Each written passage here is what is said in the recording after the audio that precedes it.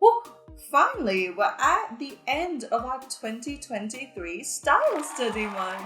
And as promised last week, today we're taking a look at an artist who's been one of my personal art idols for as long as I can remember. So yeah, this video is extremely intimidating to make. Today we're looking at the incredible, exceptional work of concept artist Aaron Griffin. Oh yeah, we're going there. This video is going to do nowhere near justice to his work, but you know what? We're going to try it. Today's video has been requested by Simpsons Lost and me, but thank you so much Simpsons Lost for requesting this video. I really hope you enjoy it. If this is your very first style study, hi, welcome. My name is Srish and I'm so glad you're here because today we're going to level up your art by like 1,000,000%. Style Study is a regular series we do here on my channel where we take a look at some of our favorite contemporary artists, analyze their work and see what we can learn from it. Keyword, learn. We're not here to plagiarize anyone's work or copy their style. We're only here to learn some really cool art tips and tricks and see how we can apply them to finding our own unique art style. I usually structure my style studies in 3 parts. In part 1, we'll take a look at Aaron's work, analyze his style and see what we can learn from it. Part 2 will be a study of one of his original paintings. The incredible reference I've chosen today is this one. And in part 3, we'll apply everything that we learned today to an original painting of our own. Of course, if you enjoyed this video and learned something today, please do remember to like and subscribe. Comment below your biggest takeaway from this study and come say hello on Instagram and Discord. All of the links are down below. But yeah, if you're ready for one last time this year, grab a snack, sit back, and let's dive into another style study featuring Aaron Griffin.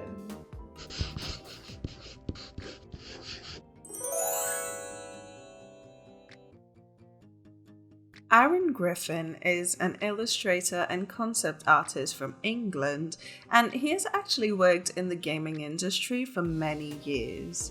I believe he's currently a senior concept artist at EA, but he has worked with industry giants like the Walt Disney Company, Procreate, Creative Assembly, Games Workshop, and GameSys. Aaron has also had a couple of covers on my personal favorite art magazine, Imagine FX. He's worked on projects such as Warhammer 40k, Total War, and Blizzard's Necromancer expansion.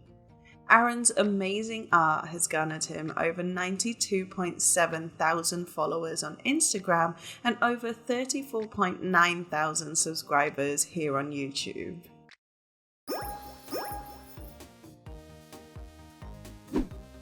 Looking at his work, you'll see that Aaron's style has a very traditional look and feel to it. It is all character and splash art, but there is so much texture there that it genuinely just looks like extremely high quality oil paintings that he's just scanned in really well. I mean, look at this incredible brushwork. I'm not even fully convinced he's a human being. This looks like some alien deity level skill. There is a ton of detail, lots and lots of tiny shapes within tiny shapes, all while the lighting and colors look realistic and believable. Like I said, Aaron has been one of my personal favorite artists for as long as I can remember, and back when I did paint on Photoshop, his brushes were right there in my permanent collection. In fact, the very first time I came across his work was this image.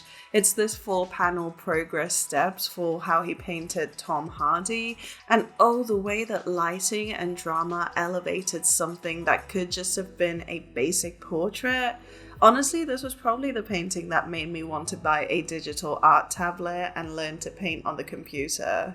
Like, I don't know about you, but to me, Aaron's definitely been an inspirationalist. Speaking of Liz, here are 4 key characteristics to Aaron Griffin's art.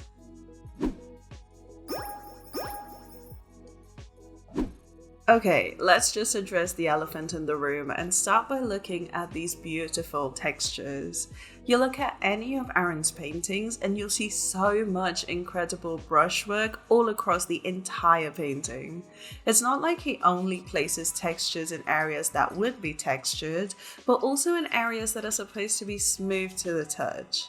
And somehow, despite there being global use of these textures, the textured areas look textured and the smooth areas look smooth. That's because while there is visible brushwork in all parts of the paintings, Aaron is very conscious about the value contrast that he uses in each area. We'll look at this more deeply in just a second, but I think this was my biggest lesson from this entire study, was the fact that the literal textured brushwork does not have to be the only source of visual texture in your art. There's more depth to it than simply using specific brushes. It's all about actually using artistic knowledge and conscious design choices. Coming back to this 4x4 progress grid, I want you guys to notice how the painting builds up. It's kind of like the opposite of alla prima painting. In alla prima, you kind of work on sections at a time, trying to get the colors right in the first pass. The opposite of this is indirect painting, where the values and hues are gradually built up with glazes and translucent details. Aaron's way of building up a painting feels like a halfway point between these two, where yes, the layers build up over time like with indirect painting, but at the same time, the layers are made up of pretty much 100% opacity brush strokes. So in reality, he doesn't so much build up colors and values as he does the textures. And this gradual layering of textures is what gives these paintings so much nuanced detail, is because all these layers upon layers of hard-edged brush strokes kind of peek through the gaps, giving us tons and tons of these tiny little shapes. You'll often also see these very pronounced little parallel lines, especially as highlight tones in the skin and hair. I think these are created by a rake brush because the gap between the parallel lines is super consistent. Or again, maybe this is alien deity levels of art skill, I don't know. But these rake-like brush details are actually a vastly different value to the surrounding colors, which really make them stand out. It's like a more pronounced texture among all the other texture. You'll usually see that the background, while still textured, is a slightly visually quieter zone because the textures are made of larger shapes with lower contrast than in the primary focal point. That's just a compositional choice. It really helps to drive your gaze to the much louder point of focus, which is usually the face. The other aspect that makes Aaron's work look so traditional and oil painting-y is that he uses lighting that looks very natural. As in, it pretty much always feels like the kind of lighting you could feasibly see in your day-to-day. So here, for instance, there is definitely at least one room in your space that could cast a light like this, maybe through a gap in your curtains or blinds.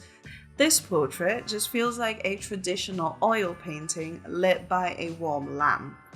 Even in the more fantasy pieces like this one, we do have neon lights in the real world. This could very feasibly exist in the world right now. And this realistic lighting is what gives us a realistic looking render. But what's super fascinating is that the lighting might actually be what dictates the visual noise and dynamics of the painting. Okay, so usually we assume that visual noise is caused by the placement of textures. I've said this in several style studies myself, that an area of super high texture is visually noisy, whereas an area of smoother blending is visually quiet. However, seeing as all areas of Aaron's paintings are heavily textured and the paintings still look well balanced, it then falls to other aspects of the art to bring the balance between visual noise and quiet. And what we see here is that this balance is created through the value contrast. So in areas of high texture, such as the hair, fabric, and jewelry, you'll see that adjacent values have a high contrast. Looking at the beard here, you can see that there are super bright and super dark values right next to each other, which tells us that the beard is a visually noisy area. But if we look at the flat areas of skin in the same piece, while there is a ton of color variation, these are all within a small range of value. And in skin areas where there is a huge value shift, that area looks significantly more dramatic, significantly more textured, despite literally everything being highly textured.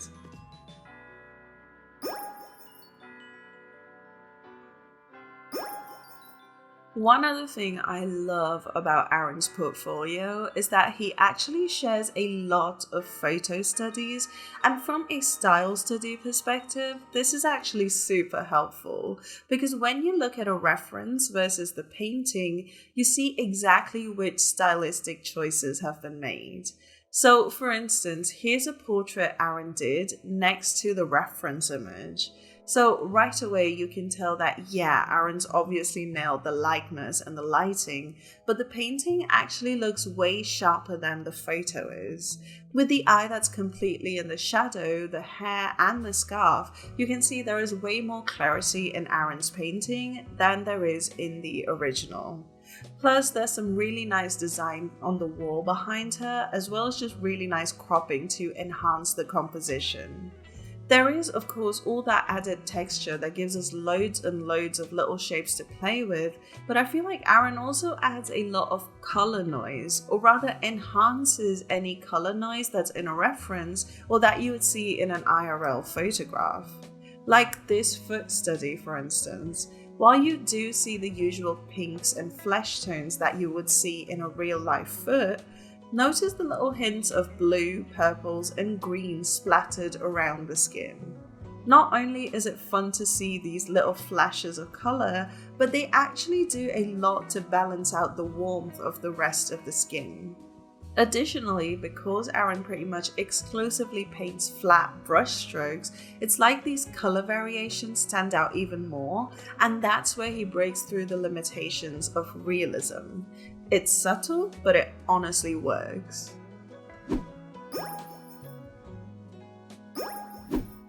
Take a look at this painting. Am I crazy, or does it literally look like it's been sculpted from like a ton of clay? Like, look at all these details. It's insane how much dimension is in there. And as you can guess, this is all from the flat brushwork, but here's the thing. The size of these brush strokes actually also has a lot to do with driving focus around the piece. You'll find that at the points where Aaron wants to drive your focus the most, there is a lot of little tiny shapes, especially shapes with high value contrast right next to each other. And this works in tandem with the lighting scenario. So here, as you can tell, the primary focal point is the eyes, and that is where the key light hits. However, when we look closer, this focal point is reinforced by loads of these tiny little shapes, often highlights and shadow tones lying next to each other. But as we move away from the eyes, not only things go darker into the shadows, the shapes also get larger with lower value contrast between them. Here, the focal point seems to actually be the line of separation between the bright and shadowy bits, the line that runs down the center of her face. So obviously there's going to be a lot of value contrast between the light and the shadow, but that contrast is then enhanced by all of this beautiful texture that lies right here along this line. And that, to me, is a final key to really nailing the style. Concentrate the textures right at the focal point and it will instantly elevate the lighting. So to sum up part 1 of this study, here are 4 key characteristics to Aaron Griffin's art. Number 1, Aaron uses a ton of brush strokes all across his paintings, using lots of little flat shapes in both the smooth and the textured appearing areas. 2, the lighting setup is rather believable and realistic, and it is actually the value shifts that create the appearance of visual noise and visual quiet. Number 3, Aaron uses color variations and exaggerations to really push photo studies beyond the limitations of just realism. And number 4, the textured brushwork actually works to elevate and reinforce the focal point of a painting that is initially indicated by the lighting alone.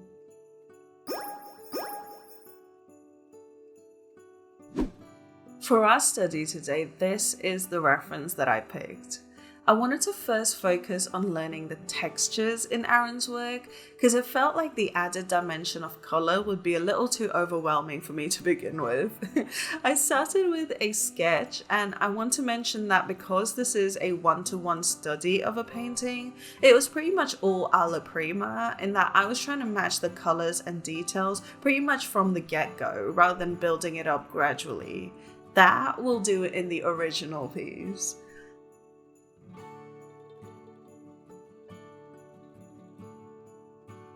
I actually found it super helpful to put some background values down first, just because it really helped me get a feel for how bright and dark the face itself needed to be. A lot of the times, despite the reference being right there on the same screen, our eyes can play tricks on us and convince us that things appear darker or lighter than they actually are. So having a color match frame of reference kind of eliminates that issue and lets you paint with a better sense of value.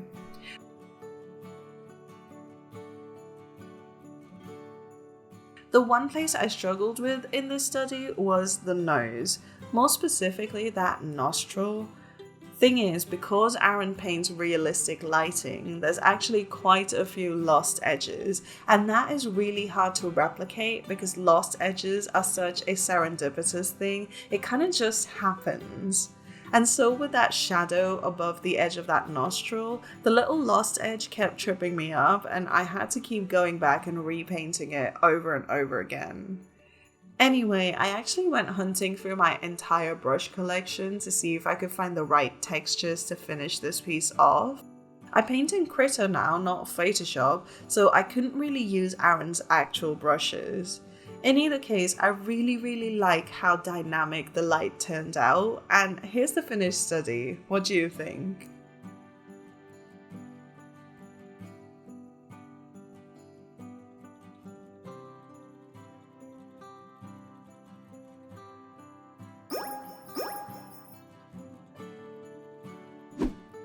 Alrighty, let's get a little saucy. For this part, I realized I hadn't painted a nude in a while and had basically forgotten how anatomy works without clothing and armor. Now, because this is YouTube and because I don't age restrict my videos, I will be censoring the more explicit bits, however much I don't want to. Your girl needs to stay monetized, I'm sorry. But I will have the full speed paint video up on Patreon, so if you want to see the entire process without any cuts, that's the place to be. I struggled big time with the hand on her face and also with just the anatomy in general. Painting it upside down without rotating the canvas until the very end? Bro, please make sure you put that thing down, flip it and reverse it, because when I rotated that screen, oh, she ugly. Okay, with the sensors on, let's put down some colors. I really wanted some serious drama with the lighting, so I did like a cut-in key light with dark shadows around. I feel like the diagonal edges of the light add loads of movement that is much needed since she is literally lying down very statically. After a quick initial flat blocked in, I went straight in with some heavy opaque tones, trying to throw in the large light and shadow shapes first. Again, it was tricky doing this upside down, but I actually really enjoyed the challenge of it all. I then began to add in some color variations. Because the key light is super warm, I wanted some spots of blue to offset this in the shadows.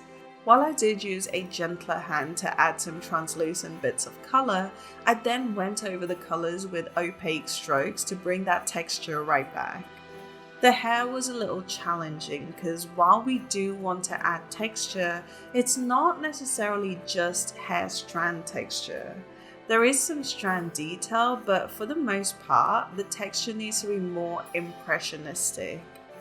Finally, while I couldn't really find a chunky enough rake brush for those lines, I actually found this one brush that puts down parallel lines that are evenly spaced. It It was a quick workaround, but I really enjoyed putting in those textures. Man, this was a fun piece to paint because the process of creating all that texture genuinely felt like playtime. Here's the finished painting. What do you think?